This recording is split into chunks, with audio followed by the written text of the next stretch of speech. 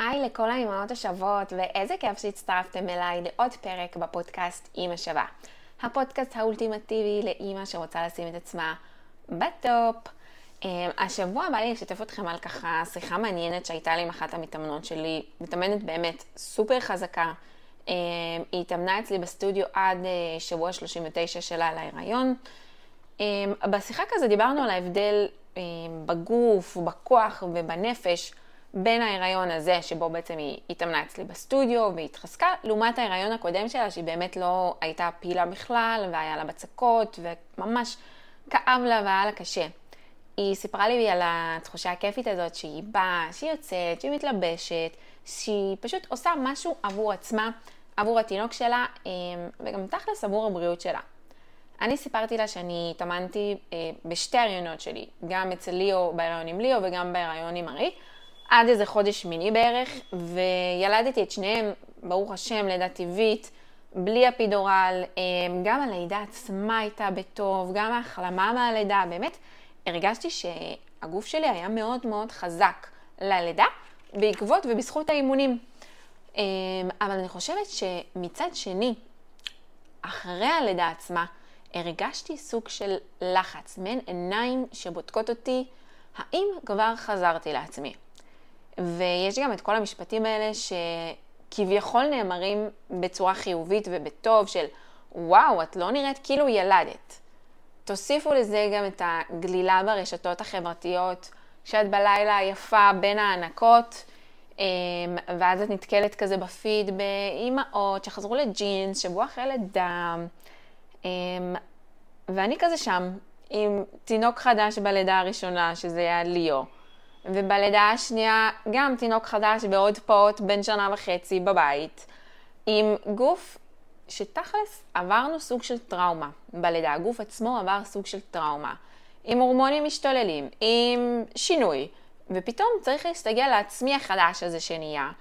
ואני שואלת כזה את עצמי, מי זה העצמי הזה שאני בכלל אמורה לחזור אליו? ומה אם אני בכלל לא רוצה לחזור, אלא יותר להתקרב למי שאני עכשיו? אני חושבת שיש מאיתנו ציפייה מאוד מאוד גדולה לחזור לעצמנו שלפני הלידה. כאילו יש גרסה אחת שהיא נכונה, וזאת מי שהייתי לפני ההיריון. ובפועל הגוף שלנו השתנה בהיריון, הוא השתנה בלידה. והכל פתאום שונה, ושונה לטובה, כן? כאילו בואו, יצרנו והבאנו יצור נפלא לעולם, שזה ממש ממש לא מובן מאליו. וגם עכשיו אנחנו צריכות לדאוג ליצור הזה, אחרי שעברנו לידה כואבת, קשה, שעוד לא החלמנו, לא ישנו כמו שצריך, או אכלנו כמו שצריך, מאיפה לעזאזל אני מביאה את הכוחות ואת האנרגיות. ואם זה הרעיון הראשון שלי, אז בכלל זה כאילו הכל סופר חדש, ואיך בכלל מתפעלים את היצור הקטן הזה, מה עושים? אולי החברה בנתה לנו איזה סוג של נרטיב שאמא טובה, היא כזאת שהיא מתפקדת, והיא כזאת ששומרת על הגוף שלה, כמו שהוא היה פעם, והיא גם מחייכת, והיא גם לא מתלוננת. ואולי לא. בעיניי, אמא טובה היא אמא שטוב לה. ולכן חשוב לשאול את עצמך, מה את רוצה היום? מה יעזור לך כרגע? ואולי זה רגע להסתכל בזווית שונה, ולהבין שלחזור לעצמי זה פשוט להסכים להכיר את עצמי מחדש. קחו בחשבון שגם אם עברתם לידה שהיא כביכול לידה קלה, זה סוג של טראומה לגוף. הגוף הרי מתרחב לפני הלידה, משתחררים הורמונים בכמות פסיכית. ואת פאקינג יצרת חיים חדשים, אחותי. כל איבר בגוף שלך ישתתף בהיריון ובלידה, בין אם זה הרחם, בין אם זה השרירים, בין אם זה המפרקים, בין אם זה המערכת ההורמונלית. הגוף צריך וזקוק לזמן כדי להתאפס, כדי להשתקם, כדי להתאזן בחזרה. ותכלס, גם הנפש שלך.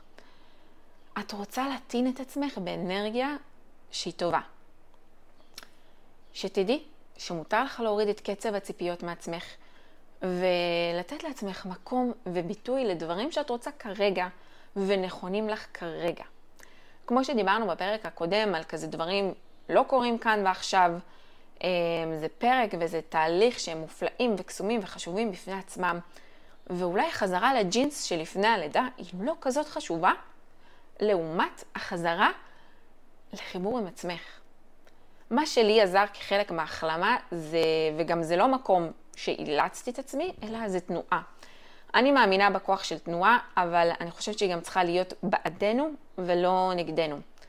אני יודעת שברגע שכזה התקלחתי, התלבשתי, יצאתי מהפיג'מה עם שריות של הפלטות, שנייה סידרתי את השיער, שמתי רגע מאסקרה, גם אם רק יצאתי לסיבוב במושב, ובואו, במושב שלי אנשים לא מסתובבים בחוץ, לא בטוח שפגשתי מישהו, אבל את יוצאת לסיבוב עם התינוק שלך, בעגלת, משנה אווירה, אני זוכרת כזה הייתי שמה לי מוזיקה טובה באוזניות, היה פעמים שפשוט היה בא לשמוע פודקאסט, היה פעמים סתם טיילתי, והשינוי אווירה והמזג האוויר והשנייה התנועה הטובה הזאת, על הלכת, לנשום, הוויטמין D המדהים הזה שאנחנו מקבלות מהשמש, ובעיקר על לצאת ולהתלבש, זה עשה לי טוב.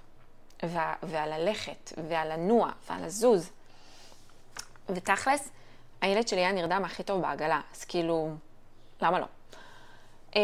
ואני לא אלצתי את עצמי לחזור ישר לכושר, אלא בחרתי מתוך הקשבה. הקשבה עבור עצמי, ושהגוף שלי יגיד לי מתי הוא מוכן. באמת שהדבר שהכי חשוב זה להרגיש טוב מבפנים, וזה גם ייתן לך אנרגיה מעולה. הדבר האחרון שדיברנו עליו בפרקים הקודמים זה שמותר ואפילו רצוי לבקש עזרה, וכמובן גם לדעת לקבל עזרה. זוכרות שסיפרתי לכם על אסירי לידה שיש אצלנו במושב, אז אם מישהי הכינה לך אוכל, וואלה, תקבלי את זה באהבה. מישהי באה והחזיקה לך את התינוק כדי שתוכלי להתקלח בנחת בלי כאילו רגע, שמעתי בכי, לא שמעתי בכי, אתם מכירות את זה? זה מתנה. לפעמים כל מה שאנחנו רוצות זה רגע לעצמנו, ולא, זה לא אנוכי וזה סופר הכרחי. החוסן שלך הרי לא נמדד בכמה את חזקה ומסתדרת לבד, אלא גם בכמה את יודעת להישען שצריך להישען ושאת רוצה להישען. ואני חושבת שהמשפט השבוע שאני אקח לנו מהפרק הזה זה אני לא חוזרת לעצמי, אני מתקרבת אל העצמי החדש. אמא יקרה, את לא חייבת למהר. הגוף שלך זה לא פרויקט שצריך לשקם אותו.